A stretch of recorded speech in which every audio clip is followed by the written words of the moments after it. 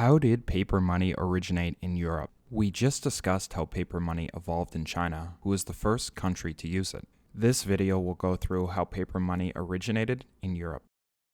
Some of the knowledge of the Chinese paper money system was transferred to Europe by Marco Polo, a Venetian explorer, but the Europeans would also make their own innovations. Europe was in the so-called Dark Ages from 400 to 1000 AD, cut off from China and making little scientific progress. Unlike China, Europe did not possess strong dynasties, and it had many states and cultures, leading to a different evolutionary course of money. In China, paper money was needed because the government did not want to move heavy coins across large distances. In Europe, this was not a problem until the First Crusades. The European Christians wanted back the holy city of Jerusalem, which fell under Muslim rule in the 7th century AD. In 1099, they were successful. However, this led to the transport problem that the Chinese faced in 700 AD under the Tang dynasty. How could money be transported by the pilgrims to Jerusalem? The journey was risky, and many pilgrims were brutally murdered along the way. Therefore, pilgrims sought a safe way to transfer their money to Jerusalem. In 1119, a French knight proposed a plan to King Baldwin II of Jerusalem for a fighting force that would protect travelers along their route. This force was known as the Templar Knights, who became a legion of the most skilled fighters in the world.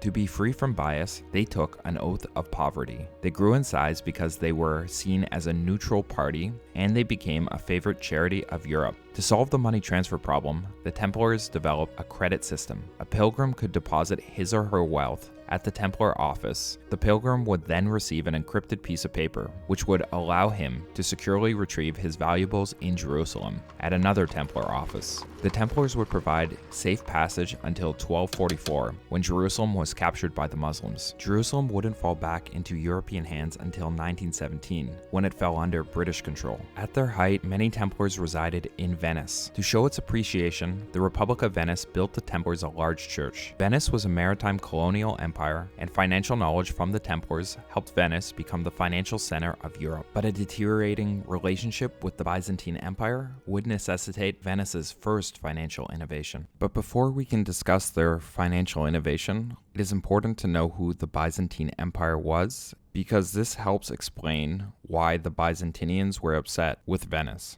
Many people do not know this, but the Byzantine Empire is really just the Roman Empire. Rome moved its capital to Constantinople under Emperor Constantine in 324, and Rome did not fall until much later in 476. However, having the capital in Constantinople meant Rome was not given the same priority, so the old part of the empire was eventually lost. Because of these historic ties, the Byzantines felt that the Venetians owed it assistance in its 1170 war in southern Italy. Venice refused, and in retaliation, Byzantine cultivated relations with the Republic of Genoa and Pisa. Manuel Comnenus, the Emperor of Byzantine, gave these republics quarters in Constantinople, which enraged the Venetians, where 20,000 of its people lived. The Venetian residents in Byzantine attacked the Genoese quarter, and order was only restored by the imperial guard. Comnenus was disgusted by the actions of the Venetians, and now viewed them as barbarians who could not be trusted. In 1171, he confiscated the property and imprisoned 20,000 Venetians. Disturbed by these actions, the Republic of Venice raised a powerful army and attacked Byzantine. To fund its war effort, Venice innovated by creating the first government bond. The Venetians did not introduce paper money. They introduced its older brother, debt. Venice lost this war, but in 1204, it issued new debt and ultimately was successful in sacking Constantinople. The Byzantine Empire would now be apportioned to Venice and the Crusade leaders. Byzantine would remain a marginalized power until its official fall in 1456. The Venetian Empire continued to grow in influence through the 1200s. In fact, the origins of the word bank come from the Italian word banchi, which was a wooden table where business was conducted in Venice. Also, Marco Polo was born in Venice in 1254, and his visits to China brought back the secrets of paper money. The Venetians and Italians were important for the financial innovations between 1200 to 1500 in Europe. A tribute to their innovation is London's Wall Street, which is named Lombard Street. The reason it's called Lombard Street is because of all the Lombardies who came to London from northern Italy. It is not a surprise that the Renaissance and the re-emergence of Europe began in Italy in the 15th century. Despite progress in Italy, financial innovations were slow in Europe until the 1500s due to the Black Plague, which killed an estimated 75 to 200 million people, or 40 to 75% of Europe's population. It is less well known that smaller plagues continued to obliterate Europe every 30 years until the mid-1600s. The last large plague in London occurred in 1665, killing 20% of the population. In Venice, a plague in 1629 killed 33% of its population. However, by the 1500s, the populations had recovered enough, and the Europeans were able to become colonial powers. In 1494, Spain and Portugal were busy dividing up the world. These two countries would find gold and silver in countries like Mexico, and they brought it back to Europe. To no one's surprise, wealth grew. But to everyone's surprise, so did inflation. Prices rose sixfold from 1450 to 1600. While today we might diminish the 1.3% inflation per year, in the 1500s no one understood it, and it was very disruptive to the economy, especially when Mexican silver inflow peaked at the end of the 1500s. Here's how Spanish inflation moved across Europe. When gold and silver entered Spain, it raised prices, making goods comparatively cheaper in countries such as France, Germany, and England. Since Spanish prices were now more expensive, gold and silver exited Spain as Spanish citizens purchased cheaper goods abroad. Prices in Saxony, now part of Germany, France, and England increased rapidly. Prices also increased rapidly in these two Dutch cities that were tracked, and prices rose in these European cities. This price revolution would eventually turn many intellectuals such as John Law, to be discussed soon, against silver and gold. However, the intellectual climate was not yet right to inspire change. The problem in the early 1600s was where to store these treasures. In 1609, the Exchange Bank of Amsterdam was founded. It was an early prominent bank that would become a precursor to modern central banks. This bank accepted worn-out silver and gold coins and gave people back receipts, earning fees by performing this service. Because of the security provided, traders often chose to transact with paper receipts rather than coins. Another inspired shift in the intellectual climate was the problem of silver exiting Europe to countries like China. For example, the British developed a love for tea. In the late 1660s, Britain bought only 2 pounds of tea from China. By the 1780s, 15 million pounds. And by 1830, 30 million pounds. Because of the Chinese distrust of paper money, they were willing to pay 50% more for British silver than British citizens. Britain could not yet switch to a gold standard because there was still not enough gold for it to become a major currency. Therefore, its economy was frequently destabilized when silver exited. The European solution to the problem was mercantilism, which is based on the idea of winning trade wars by maximizing exports and minimizing imports. The Europeans were correct. Under a commodity standard, losing a trade war is very harmful to an economy, as shown by the British tea example. Recognizing this weakness, the Europeans started powerful international companies to expand their national interests abroad. The English East India Company was created in 1600, and the Dutch East India Company in 1602. These two companies would dominate trade over the next 2 centuries. Instead of powerful governments like in China, powerful companies led to the next European innovation, the stock market. The Dutch East India Company was the world's first stock, launched in 1611, and by the early 1690s, England had over 50 stocks on its market. These abstract ideas of wealth and money, in part, led to Sweden being the first European country to try paper money. Sweden faced the same problem that China faced. It lacked access to silver, and people were often carrying around heavy copper bricks to pay for things. A Danish diplomat convinced the Swedish government to try a note-issuing bank. This bank was a colossal failure, but it showed the intellectual climate was changing, and there was a willingness to experiment in Europe. England. Unlike Sweden, England in the 1600s was becoming the economic power, and Englishmen started storing their wealth with local goldsmiths who were precursors for banks. Goldsmiths were originally just jewelers, but as more people deposited their gold, they felt they could lend out a portion of it. Also, when people deposited their gold, they received a goldsmith note. These notes eventually became exchangeable between people, functioning like paper money. In 1667, the British government began expanding its debt, which increased the amount of paper held by the public. British debt would grow astronomically over the 1700s. Seeing the importance of paper notes, in 1697, the Bank of England allowed itself to issue paper currency. In 1708, the Bank of England wanted more control of paper money, and it restricted goldsmiths by not allowing them to issue shares, meaning their size was limited. By 1718, Bank of England notes were the main currency in circulation. Furthermore, a war with France from 1793 to 1815 forced Britain to stop convertibility of its banknotes to gold and silver. Despite this inconvertibility, the British economy flourished as measured by industrial production, buoying confidence in the efficacy of paper money. As paper was gaining acceptance, Britain's silver standard was experiencing severe strain. As we discussed, silver continued to exit because the British loved Chinese tea. Motivated to reduce this trade imbalance, the British East India Company was set up in Bangladesh to sell opium and some other products to the Chinese. The Qing dynasty was unimpressed, and it banned the sale of the drug in 1839. The British government was not pleased by this insolence, and they pressured the Qing to accept its opium. The threats escalated and led to 2 wars known as the Opium Wars. The Chinese would experience an embarrassing defeat. In the First Opium War, the Chinese suffered 20,000 casualties compared to just 69 for the British. And at the end of the war, China was forced to open up certain ports to Britain, including Hong Kong, which also became a colony of Britain. This war marked the beginning of China's century of humiliation, viewing itself as inferior.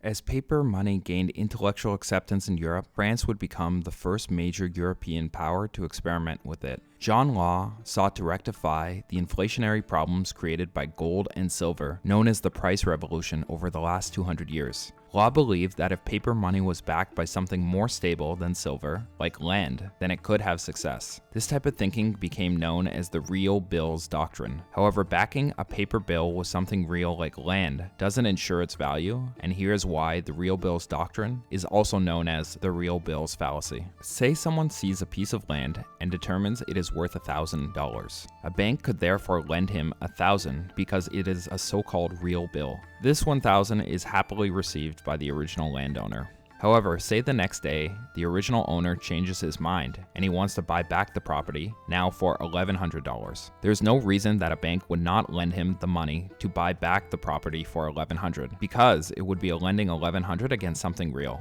As can be seen, this game can go on indefinitely with no limit to the price of the land. Believing in this fallacy would soon have an important implication for John Law, who would soon try to implement policy based on this idea. What's important to see in this example is a bank could lend $1,000 as we showed, $1,500, or $40,000 against land under this doctrine. There's simply no limit. Quantity of money theorists would figure out this later, that the quantity is also important, and it's not just about backing paper money with something real.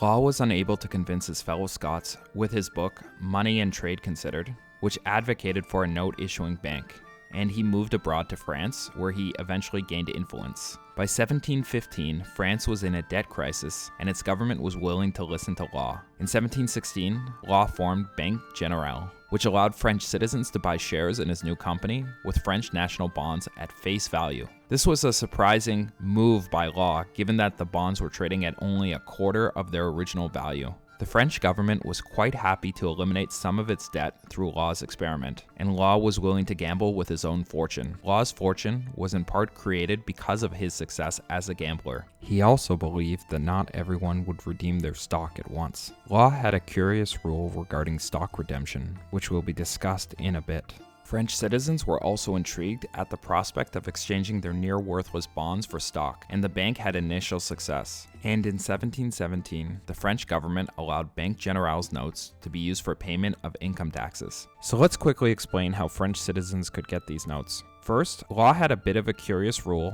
that allowed French citizens to redeem their stock for banknotes. He did this because he believed it would give people confidence to buy his stock. So he allowed them to trade in their stock for banknotes. However, they could then redeem their banknotes for specie. Specie is just a word that means coins composed of silver or gold. At this time, it was mostly silver. The reason this rule is so weird is that companies today do not typically buy back stock on demand. But Law wanted this rule so he could flood the market with his banknotes. Law also liked this because he was buying back the stock with new money that he printed. So this was a very special company. The second way French citizens could get these notes is by trading in their specie for notes. This also makes sense because notes were more convenient to transact in. The French government was so impressed by Banque Générale's success that it was nationalized on December 4th, 1718, buying out all the stockholders for a handsome profit. The bank was then renamed Banque Royale, and Law was appointed finance minister. The French government had success eliminating some of its debt, but Law believed he could eliminate the rest of it. Both parties then threw caution into the wind. On September 6, 1717, Law was granted a charter for his next company, Louisiana Western Company. The business would expand French interests in North America, and it was designed to act similarly to the British East India and Dutch East India companies, meaning taking the wealth from the new country and transferring it back home. The Louisiana Western Company raised money by allowing the conversion of the rest of the French bonds and specie for its shares. Also, 350,000 foreigners flooded into France to buy stock. Greed was definitely good. Bank Royale was also operating effectively. Law induced French citizens to use more banknotes by forcing transactions over 600 livres to be done in his paper currency. Back at Louisiana Western, in 1719, Law expanded the company by merging it with several other large companies.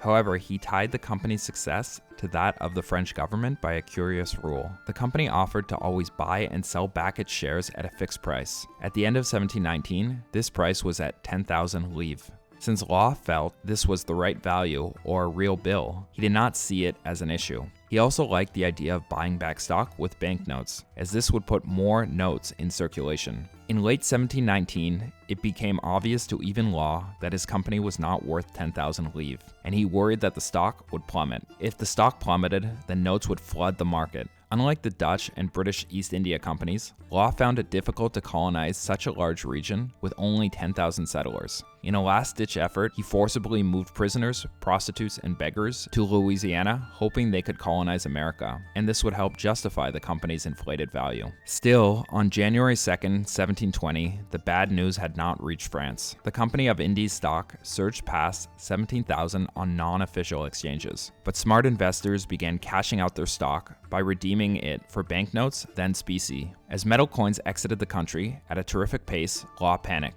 He first devalued the amount of silver in the French currency to protect reserves. He next lowered the redeemable price to 9,000 livres. On May 21st, he lowered it again to 5,000.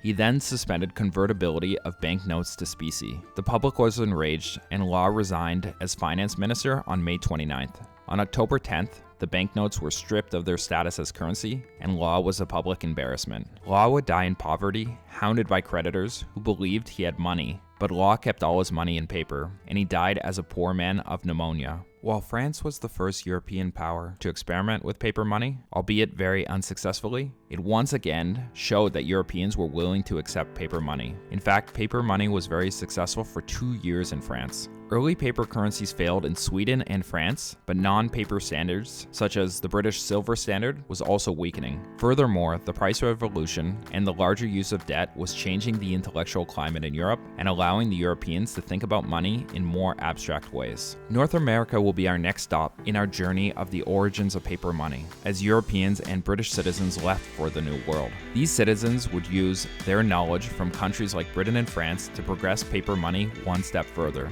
In fact, the American Revolution's underpinnings were based on the 13 colonies' insistence on the use of paper money. Our next video in the series will be on the origins of paper money in the United States. If you like this video, please hit the like button and subscribe.